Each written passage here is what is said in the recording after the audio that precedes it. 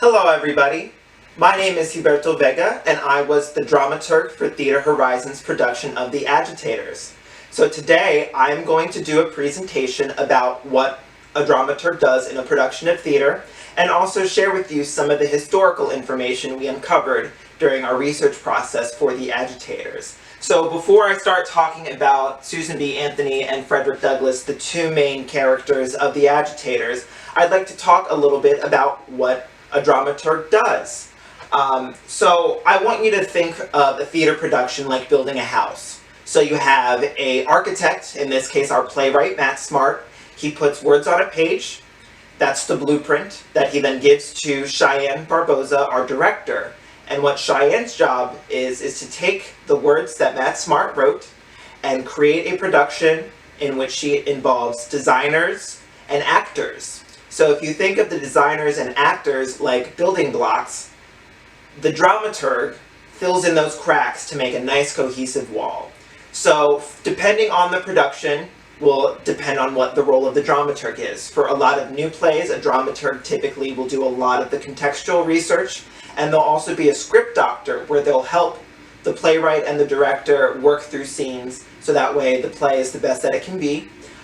And for a production like The Agitators that's rooted in so much history, my role is to do all of the research on the characters that are featured in here to help the actors with any sort of pronunciation of locations or people that are mentioned in the play that we may not be familiar with. And then I also help with answering any questions that the production team has during the process of rehearsal. So phase one is research. I did field research across the board. I began with this book right here, Friends for Freedom. It's a children's book that places Susan and Frederick in a position where it seemed like they were really close friends that worked together for one common cause, which was getting the right to vote. And then I also did some research specifically finding words and writings from Susan B. Anthony and Frederick Douglass themselves. So I read Frederick's 3 memoirs. The Life and Times of Frederick Douglass is the last memoir that he wrote shortly before his death. It chronicles his entire life. And then before writing this memoir, he also wrote 2 other memoirs. The first was The Narrative of the Life of Frederick Douglass, which he wrote shortly after escaping slavery in 1840s. And then he also wrote My Bondage and My Freedom later on in his career. And then for Susan B. Anthony's writing, I am really thankful for this book right here, Failure Isn't Possible by Lynn Sher. Lynn is one of the most well-known Susan B. Anthony historians and actually worked with Matt Smart in the original production of The Agitators to make sure that what facts were being put into the play and the play that was being produced was as historically accurate as possible. So after doing that research, I then went to phase 2, where I basically was trying to uncover what is fact and what is fiction about Susan B. Anthony and Frederick Douglass. So here is an image of a bronze sculpture of Susan and Frederick at the Susan B. Anthony Park in Rochester, New York, where they both lived together for some time in the same area. It's called Let's Have Tea. You can see the little tea set right here. Before this production in particular, I first did a line-by-line fact check where I went line by line in the play, everything that seemed to have been stated as a fact, from something as simple, does Susan B. Anthony like to eat fruit, to did this event that is discussed in the play actually happen? And then I also used this opportunity to re-educate myself on Susan B. Anthony and Frederick Douglass. Growing up, I personally thought that Susan B. Anthony and Frederick Douglass were from 2 separate historical periods. I thought Frederick, was really important in the Civil War era and Reconstruction, and then Susan B. Anthony came along later. So to know that they were contemporaries that were friends for over 4 decades, I think is something really incredible to find out for this play. And because of this play, we're learning all of these things. So after I did the line-by-line fact check and re-educated myself on Susan and Frederick, I then was responsible for creating content to disseminate information to the actors, to the designers, to the whole production team, but then also creating content for our audience members. So I had a note in the program book I also did a lobby display in Theater Horizon's beautiful lobby, and then this video that you're watching right now. So now that you know a little bit more about the role of the dramaturg, I'm going to share with you a lot of the information that we were able to uncover about our friends Frederick and Susan. So Susan and Frederick were both born in the 1810s. Frederick was born in either 1817 or 1818. Unfortunately, because of how slave records were kept at the time, we don't have an exact date or year. But we do know that Frederick's mother was Harriet Bailey, who was an enslaved woman. And historians widely believe that his father was Captain Aaron Anthony, who was Frederick's master. On the other hand, we have Susan, who was born in 1820 in Adams, Massachusetts. She was the daughter of two Quakers, Daniel Anthony and Lucy Reed. And from a very young age, they were able to teach her about the empowerment of her being a woman and knowing that she could be on equal footing as men. In 1827, Frederick is then sent to Baltimore to be under the possession of Hugh Auld, who was one of Frederick's master's relatives. And then while there, he stays also under his mistress, who's Sophia. So Sophia teaches Frederick how to read because she felt that it was important for him to know how to read the Bible. However, at that time, it was illegal to teach a slave how to read. So when Hugh Auld found out that Frederick was learning how to read, he quickly stopped the lessons and forced his wife to remove all reading and all words from their household, so that way Frederick was not able to continue learning how to read, and thus being able to learn a skill that was believed to be one of the stepping stones to allow a slave to have autonomy of their body and want to either escape slavery or even begin a rebellion and insurrection against the whole institution. And then after a couple of years going back and forth between Baltimore and other parts of Maryland, Frederick is able to successfully escape slavery after a couple of failed attempts. And he does that by taking a steamboat and train to Philadelphia, and then taking a train from Philadelphia up to New York, where he meets Anna Murray, who is a free black woman. The two of them marry about 12 days after he arrives in New York, and then they move to New Bedford, Massachusetts. And now's the part where our young agitators really start to use their education and their words to help uplift and provide opportunities for oppressed communities to be heard for the very first time. So in 1841, Frederick joins the Massachusetts Anti-Slavery Society on a 3-month tour of the region. Audiences there refused to believe that Frederick was a slave. As he says, they said, "I did not talk like a slave, look like a slave, or act like a slave." However, that attitude would shift drastically in 1845 when Frederick takes an anti-slavery tour in England with William Garrison. And while there, he befriends two women who raise the money to buy Frederick's freedom. So when Frederick returns after this tour in England, he returns to this country for the first time in his life as a free man. Also at that time, Susan and her family moved from Massachusetts to Rochester, New York. And then in 1846, Susan goes from Rochester to Canajoharie to become the headmistress at the Canajoharie Academy.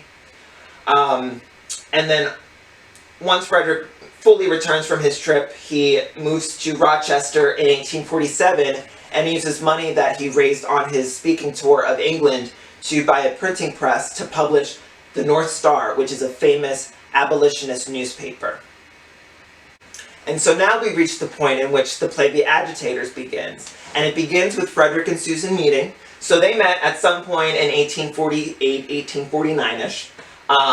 We don't know where they met or when they met, but we do know that it was the start of a 45-year friendship that would forever change the American political landscape. So around the time that they met, there was the launch of the women's suffrage movement at a convention in Seneca Falls, New York, where a bunch of women's rights activists and abolitionists came together to advance a movement built around the idea that if women had the right to vote, that it would radically alter society for the better. And then in 1859, John Brown, who was a famous abolitionist and friend of Frederick Douglass, raids Harper's Ferry in an attempt to try to start a slave insurrection and a slave rebellion. He is caught, tried, and executed as the first person to be executed for treason in United States history. As I mentioned, Frederick was a friend of John Brown, and in some of the materials in the planning, his name was put on some of the documents, and so the police believed that he was a co-conspirator in the raid on Harper's Ferry. So Frederick was coincidentally in Philadelphia speaking at the time in which he learned about the raid on Harper's Ferry. So he quickly wrapped up his speech, hopped on a train, and then fled to Canada, so that way he was able to evade the authorities, and then he made his way from Canada to England, where he had already pre-planned a tour.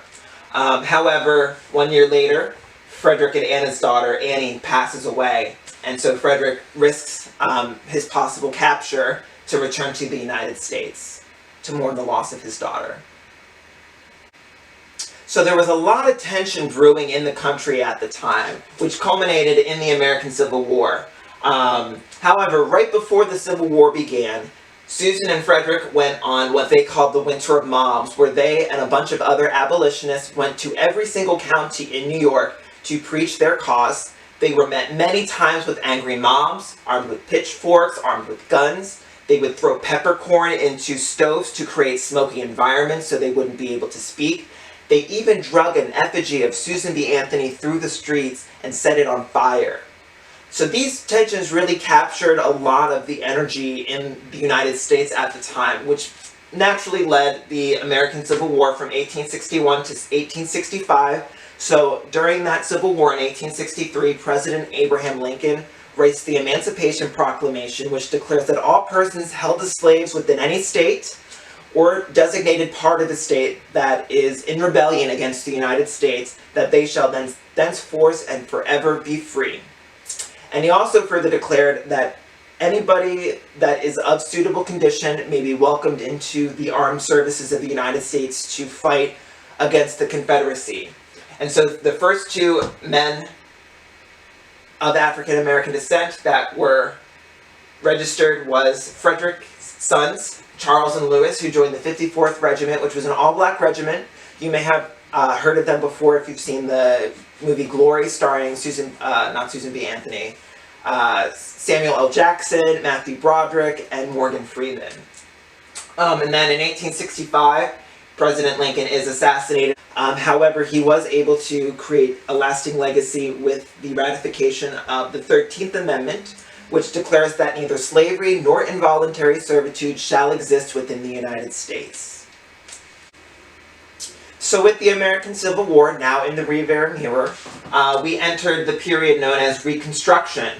And one of the first achievements of Reconstruction was the ratification of the 14th Amendment in 1868, which declared that all persons born or naturalized in the United States shall be declared citizens, which meant that all of the slaves that were freed from the Emancipation Proclamation were now able to consider themselves American citizens, and technically thus voters.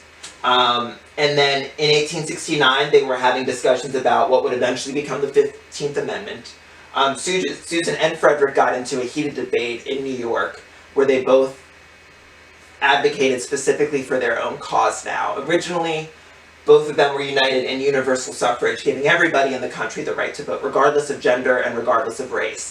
However, because so many sexists were funding the black male suffrage movement, and so many racists were funding the women's suffrage movement, neither of those two movements could come together for fear of losing funding to make their causes possible. So Susan is not able to succeed in winning that debate because in 1870, the 15th Amendment is ratified, which declares that the right of citizens of the United States to vote shall not be denied or abridged by the U.S. or their state on account of race, color, or previous condition of servitude, but makes no reference to sex, which is what Susan was hoping would be included to grant suffrage for all. And then in 1872, Frederick loses his home in a mysterious fire, believed to be arson, and his family was so scared by that situation that they decided to move to Washington, D.C., where he purchased a beautiful home in Cedar Hill, which does exist today, and you can go and see the house exactly as how Frederick left it when he passed away. And then in 1872, which was a pretty landmark year, in addition to the fire, Frederick also became the first black man to be nominated for Vice President of the United States when he ran on the ticket of Victoria Woodhull, who was the first woman to run for President of the United States. So after the 15th Amendment was ratified in 1870, Frederick was able to go to the polls and vote in his first presidential election. Susan B. Anthony also went to vote. However, she was arrested for voting while a woman. And so, although in 1872 both Frederick and Susan cast a ballot to vote for president, only one of their votes counted. Although Frederick was not able to win the vice presidency on his ticket with Victoria Woodhull, he was able to begin a career in the federal government near the end of his life. So in 1889, Frederick is appointed to be the minister resident to the Republic of Haiti, which is essentially what today's ambassadors is. So he would go to Haiti and advocate for the United States. However, he felt like he was being tokenized because many of his roles and responsibilities basically had him act in the interest of American businesses and not the actual American people. So after a couple of years as the minister resident of Haiti, he decided to step down. And then shortly after that happened in 1895, Frederick passes away. He has a heart attack right after giving a speech advocating for women's suffrage. Sadly, he was hoping to go and see Ida B. Wells, who was a famous anti-lynching activist that was the next generation of agitators for our friends Frederick and Susan. And so although Frederick was not able to see Ida B. Wells in Rochester, Susan was able to do so, and in addition to seeing her speak, also hosted Ida B. Wells in her home. And then 10 years after that, in 1906, Susan B. Anthony passes away. Both Frederick and Susan, as you can see with their tombstones here, they're both buried in Mount Hope Cemetery in Rochester, New York. So despite having this very tumultuous, very heated friendship throughout their lives, they are very close to one another in death. So that wraps up my presentation for today. But if you do have any questions about Susan B. Anthony, Frederick Douglass, or what a dramaturg does, include them in the comments below. I'll be monitoring them and we'll answer all of the questions as they appear. So thank you for taking the time to listen to this presentation today, and thank you for supporting Theater Horizon.